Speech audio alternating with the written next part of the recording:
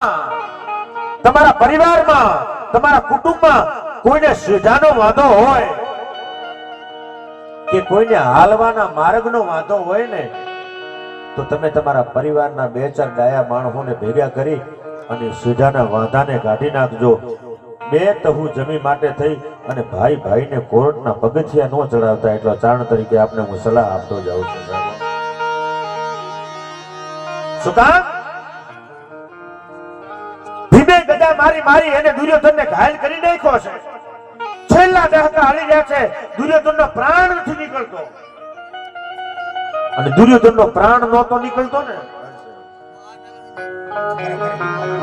એક પ્રસંગ કઈ પછી આપણે સ્વાગત કરીએ। દુર્યોધનના પ્રાણ નહોતા નીકળતા, છેલ્લા દહાકા હાલી ગયા છે, દરિયાના કિનારે પડ્યો છે અને એવા સમયે ગુરુપુત્ર અશ્વસ્થામાં આવી અને એટલું કીધું તો કે હે મિત્ર, હે ભાઈબંધ, તારા પ્રાણ કેમ નથી નીકળતા? અને દુર્યોધને કીધું કે 2 તહુ જમી માટે થઈ અને મેં મારા 100 ભાઈઓને કપવી નાખ્યા। 2 તહુ જમી માટે થઈ અને મેં મારા ગુરુ દ્રોણને કપવી નાખ્યા।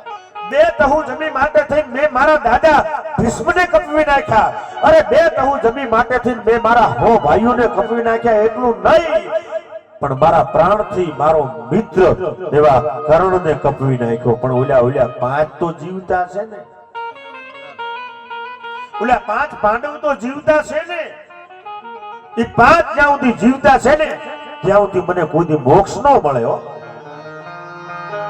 તો કે 5 ના માથા લઈ આવીને તો હાચો।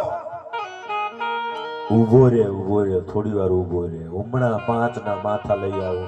અને અસ્વસ્થામાં નીકળ્યો પાછો આવી ગહડી બાંધી કે લે આ 5 પાંડવોના માથા, બસ। અને ગહડીને જ્યાં દુર્યોધને ખોલીને તેથી 5 પાંડવોના માથા નહોતા, 5 પાંડવોના દીકરાના માથા હતા। સમજો, 5 પાંડવના દીકરાના માથા હતા। હો હે ગુરુપુત્ર, એ અસ્વસ્થામાં તે તો કાળો કામો કર્યો કે કેમ? તો કે આ 5 પાંડવના દીકરા જો જીવતા હોત ને તો અમને પાણી તો પાક। આ 5 પાંડવના દીકરા જો જીવતા હોત ને તો અમને તર્પણ તો કરત, અમને શ્રાદ્ધ તો નાખત। આજ 5 પાંડવના દીકરાને મારી એને તે મારા વંશના મૂળિયા કાઢી નાખ્યા। મારા વંશના મૂળિયા કાઢી નાખ્યા। હે અસ્વસ્થામાં, હે ગુરુપુત્ર, દુનિયાના માણા એમ કહે છે કે મને ભીમે માર્યો છે, મને ભીમે નહીં, મને તે માર્યો છે, તે મારા આજ આખા વંશના મૂળિયા કાઢી નાખ્યા હો। એમ કહેવાનો મારો સુર અંત એટલો જ છે કે 2 તહુ જમી માટે થઈ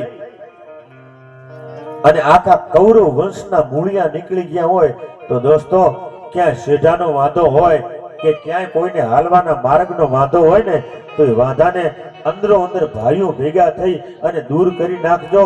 ભાઈ ભાઈને કોર્ટમાં ન ચડાવતા, કારણ કે કૌરવના વંશના જો મૂળિયા નીકળી ગયા હોય તો હું તમે કઈ મોટી વસ્તી છે।